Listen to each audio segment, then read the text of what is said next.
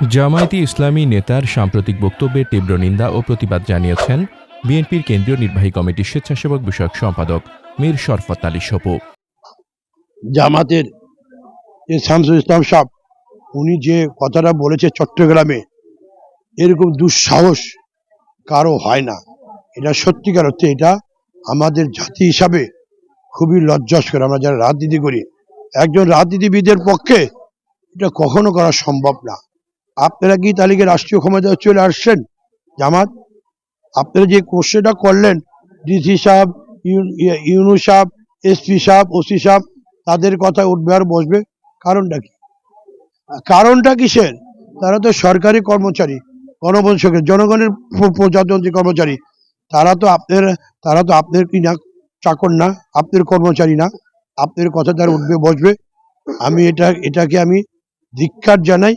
এই কথা অবিলম্বে ওনাকে উদ্ধ করে নিতে হবে, আর না হয় ওনাকে ক্ষমা চাইতে হবে জাতির কাছে। সোমবার বেলা 11টায় শ্রীনগর বাজারে বিএনপির ঘোষিত ৩১ দফা বাস্তবায়নের লক্ষ্যে লিফলেট বিতরণ শেষে সাংবাদিকদের সাথে আলাপকালে তিনি এসব কথা বলেন। আপনারা আজকে বিতর্কিত করছেন নির্বাচনটাকে প্রশ্নবিদ্ধ করার জন্য, এবং ফেসিবাদকে আপনারা আমন্ত্রণ জানাচ্ছেন তারা যাতে আবার আসতে পারে।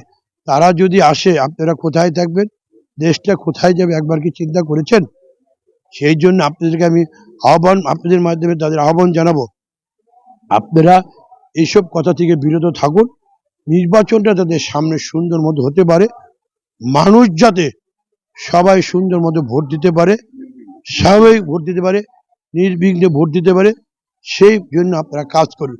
কারণ এবার নির্বাচনটা গণভোট এবং জাতীয় নির্বাচন দুইটাই একসাথে হচ্ছে। তাই এবার নির্বাচন একটু একটু সব কিছু মেলে একটু কঠিন হবে। সেই ক্ষেত্রে আমাদের সবাই উচিত নির্বাচনকালীন যে আমার অন্তর্বর্তী সরকার নির্বাচন কমিশনকে সহযোগিতা করা।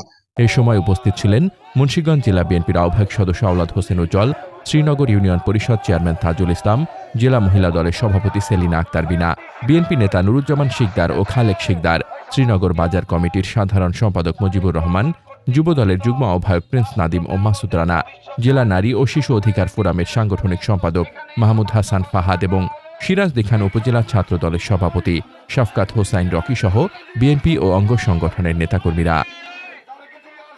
মোহাম্মদ শামীম রেজা, দৈনিক খোলা চোখ।